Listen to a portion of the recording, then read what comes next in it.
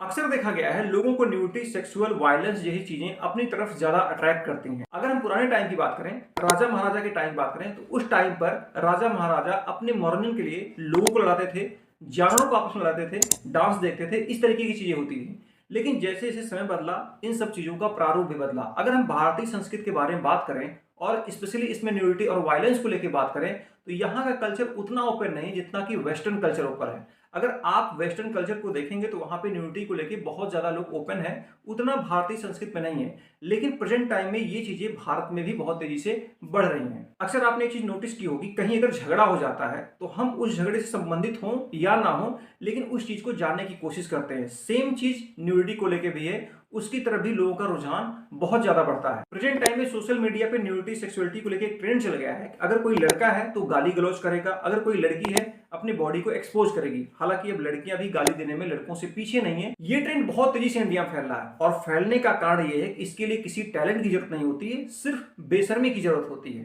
अभी हाल ही में social media पे इंडिया गॉट टैलेंट का एक एपिसोड रिलीज होता है और इस एपिसोड रिलीज होने के बाद न्यूडिटी, सेक्सुअलिटी को लेके बहुत बड़ा हंगामा खड़ा हो जाता है और सबसे ज्यादा टारगेट किया जाता है रणबीर इलाहाबादिया को। रीजन क्या है? सोशल मीडिया प्लेटफॉर्म पे रणबीर इलाहाबादिया ने अपनी एक अलग इमेज बनाई। उन्हें इमेज बनाई को बहुत इनोसेंट पर्सन है, बहुत ही स्पिरिचुअल है, योगा करते हैं, पूजा करते हैं, इस तरीके का उन्होंने अपना एक इमेज बना के रखा हुआ था और इसी इमेज के आधार पे वो पॉडकास्ट करते थे। कभी भी आप उनके पॉडकास्ट को देखिए, कोई स्पिरिचुअल व्यक्ति आया हुआ हो, उससे कैसे वो कनेक्ट होते हैं, उनके एक्सप्रेशन देखिए, ऐसे लगता है उसमें बंदा खो गया है। लेकिन अगर आप इस तरीके की इमेज बनाते हैं और फिर एक ऐसे प्रोग्राम में जाते हैं जो न्यूडिटी, सेक्सुअलिटी को बढ़ावा देता है और माता पिता के ऊपर इतनी गंदी सोच रखते हैं, तो जाहिर सी बात है बवाल होना तय है। अगर हम इंडिया गॉट टैलेंट शो की बात करें तो इस तरीके के जितने शो होते हैं वो स्क्रिप्टेड होते हैं। 80 से 90% चीजें स्क्रिप्टेड होती हैं, पहले से तय होती हैं कि आपको प्रोग्राम में बोलना क्या है। हो सकता है रणबीर इलाहाबादी ने जो भी कुछ कहा वो स्क्रिप्टेड रहा हो, ये भी हो सकता है नहीं रहा हो। हालांकि रणबीर ये जानते थे कि अगर वो इस तरीके का स्टेटमेंट यूज करेंगे तो कुछ लोग नाराज होंगे, लेकिन उनको ये नहीं पता था कि ये चीजें इस लेवल पर चली जाएंगी कि हमारा नुकसान हो बैठेगा। हो सकता है प्रोग्राम में इन्होंने जो भी कुछ कहा वो पीआर के लिए किया हो, हालांकि पीआर तो हो ही रहा है, वो अलग बात है, इनके फेवर में नहीं है। अब ये चीजें स्क्रिप्टेड थी या नहीं थी, इसको रणबीर इलाहाबादिया ही जानते हैं और कोई नहीं जानता है। हालांकि इस इंसिडेंट के बाद रणबीर इलाहाबादिया को बहुत ज्यादा नुकसान उठाना पड़ रहा है।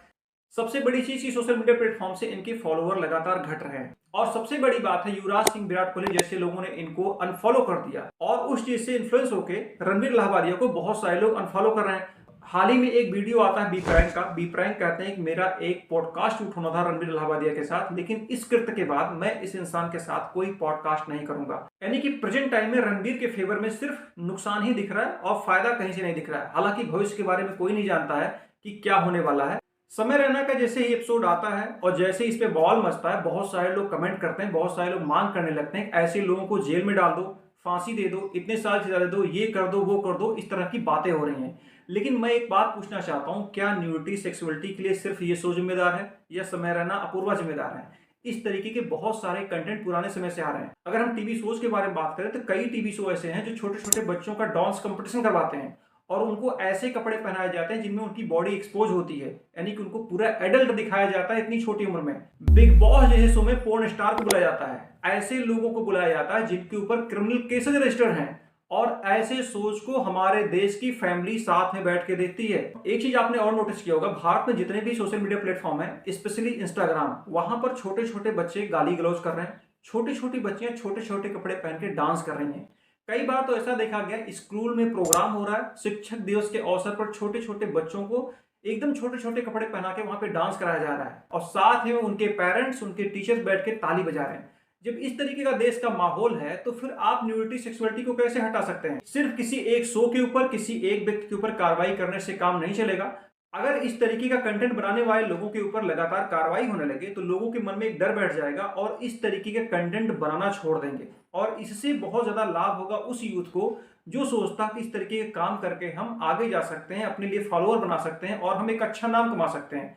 सबसे बड़ी दिक्कत उन्हीं के साथ है क्योंकि ये बहुत ही अनमेच्योर होते हैं, इनको समझ नहीं होती। वो इस एज में होते हैं कि उनको हर एक चीज जल्दी चाहिए होती है और रास्ता कोई भी हो तो सबसे इजी रास्ता उनको यही लगता है, इसीलिए वो इस ट्रैक पे आ जाते हैं। जब उनके पढ़ने की समय होती है तो वो रील बनाते हैं, अपने लिए फॉलोअर इकट्ठा करते हैं, वो इस चक्कर में फंस जाते हैं।